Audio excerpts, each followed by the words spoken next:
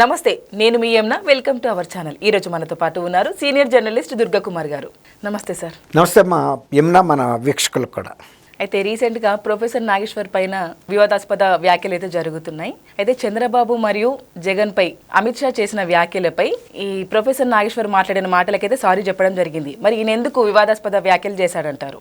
మీరు అన్నట్టు ప్రొఫెసర్ నాగేశ్వరకి ఇప్పటి వరకు రాజకీయ వర్గాల్లో కానీ సాధారణ ప్రజల్లో కానీ ఒక విశ్వసనీయత ఉంది. ఆయన ఏదైనా మాట్లాడాడంటే ఒక అర్థం ఉంటుంది, అందులో వాస్తవం ఉంటుందని అనుకున్నారు. నేను కూడా చాలా కాలం వరకు అనుకున్నా. ఇటీవల కాలంలో క్రమేపీ ఆయన విశ్వసనీయత దెబ్బతింటా వచ్చింది, గౌరవం కూడా తగ్గుతూ వస్తుంది. మరీ ముఖ్యంగా మొన్న ఒక చిన్నపిల్లాడి స్థాయిలో ఆయన మాట్లాడిన మాటలు రెండు తెలుగు రాష్ట్రాల్లోనూ కూడా వివాదాస్పదమైనవి. ఒకటేమో ఆంధ్రప్రదేశ్లో అవటం పెద్ద విషయం కాదు, కానీ ఇక్కడ తెలంగాణలో అవటం ఏంటంటే ప్రొఫెసర్ నాగేశ్వర్ లాంటి పెద్ద వ్యక్తి ఇలాంటి చిల్లర వ్యాఖ్యలు ఎలా చేశాడు, తనకి సంబంధం లేని అంశం అది.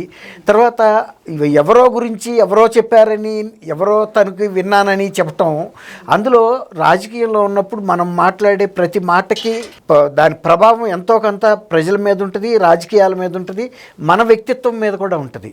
అందువల్ల ఆచితూచి మాట్లాడాలి, వాస్తవాలు మాట్లాడాలి. ఏదన్నా వివాదాస్పదమైన అనుమానాస్పదమైన వ్యాఖ్యలు అనిపించినప్పుడు అలాంటి మాటలు మనం మాట్లాడకూడదు.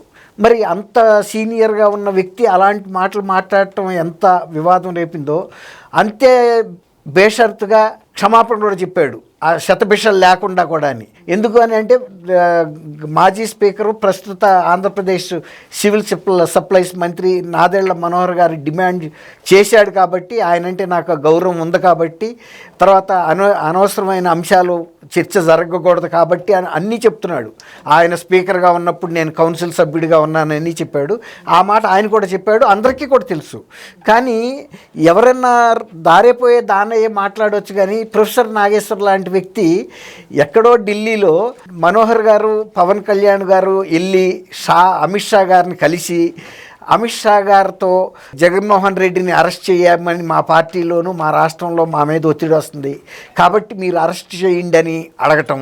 ఇంకోటి ఏంటంటే ఆయన అర్థం చేసుకోవాల్సింది, పవన్ కళ్యాణ్ గారు కానీ మనోహర్ గారు కానీ రాజకీయంగా విఘ్నత కలిగిన వాళ్ళు, బాధ్యత కలిగిన వాళ్ళు.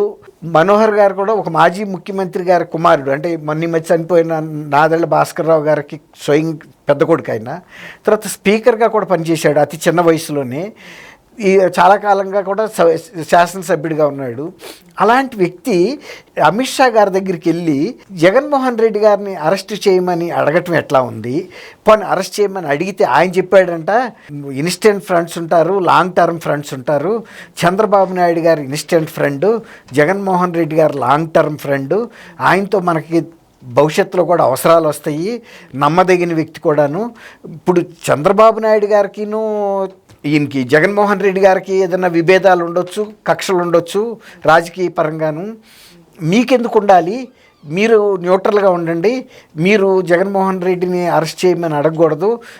జగన్మోహన్ రెడ్డి లోక్సభ సభ్యులు గతంలో మనకి సపోర్ట్ చేశారు కాబట్టి ఇప్పటికైనా కూడా నమ్మదగిన వ్యక్తి అంటే స్నేహంలో జగన్మోహన్ రెడ్డి అని అమిత్ షా వీళ్ళిద్దరికీ చెప్పాడని, దీంతో వాళ్ళు అక్కడికి ఏం మాట్లాడకుండా వచ్చారని, వచ్చి పవన్ కళ్యాణ్ గారు జనసేన పార్టీ మీటింగ్లో ఎమ్మెల్యేలు ఇతర నాయకుల మీటింగ్లో మాట్లాడిన తర్వాత ఎమ్మెల్యేస్ని బయటికి పంపించేసి కోర్ కమిటీ సభ్యులతో మాత్రం ఈ రహస్యం చెప్పాడంట.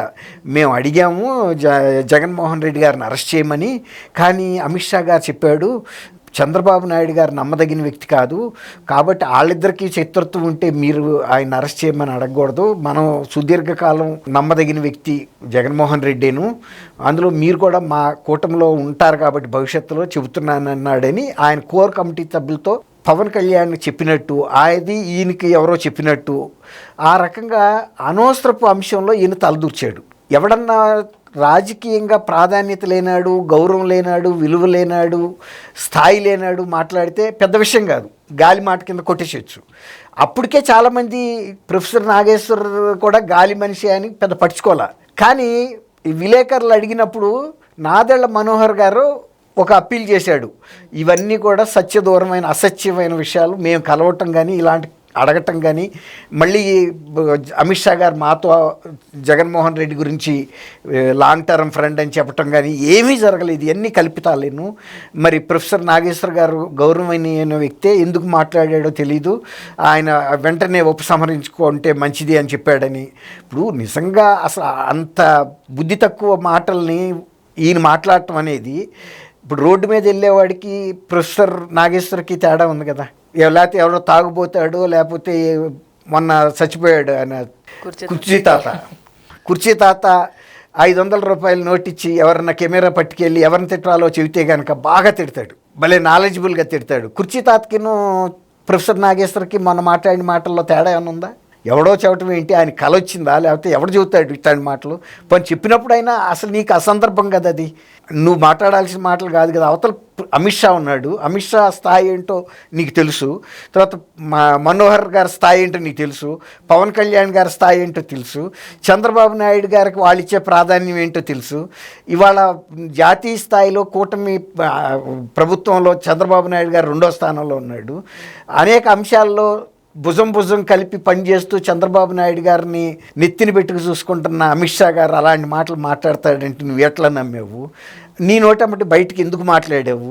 అయినా నీకు అసందర్భం కదా అది. కాబట్టి వాళ్ళ క్షమాపణ చెప్పినా కూడా పోవాల్సిన గాలి పోయింది. ఇప్పుడు మనిషి ప్రాణం పోయిన తర్వాత ఆ మనిషి నోట్లో మనం నోరు పెట్టి గాలి ఎంత ఊదినా కూడా ఆ మనిషికి ఊపిరి మళ్ళీ వస్తుందా? ఇప్పుడు ప్రొఫెసర్ నాగేశ్వర్ గారు కూడా అదే పరిస్థితి. ఆయన వ్యక్తిత్వం కోల్పోయాడు, రాజకీయంగా ఒక విశ్వసనీయత కోల్పోయాడు. ఇలాంటి చిల్లర మాటలు మాట్లాడతాడా అని ఇప్పుడు చెప్పిన దానికి విలువ లేదు.